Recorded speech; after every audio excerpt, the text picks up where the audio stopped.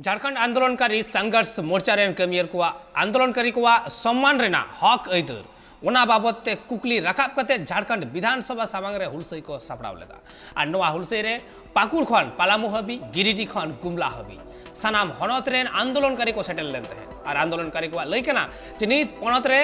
अकाल रेना हालत तैयार करना सिरजीव और नवा मुद्रे गए झारखंड सरकार झारखंड आंदोलनकारी कल्याण बोर्ड को बनाव मा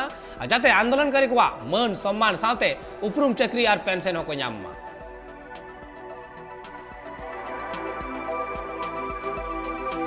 अलग हुए 22 साल बीत गए। अब इन 22 सालों में झारखंड की जो सरकार है लगातार आंदोलनकारियों के लिए घोषणाएं करते रहे हैं। अब घोषणाएं सिर्फ घोषणाओं में ही है। झारखंड आंदोलनकारियों के लिए जो मान सम्मान का सवाल है, पेंशन का सवाल है, नियोजन का सवाल है, आंदोलनकारियों के जो लगातार बूढ़े जो बीमार हो रहे हैं, जो भूखमरी के शिकार हैं, उनके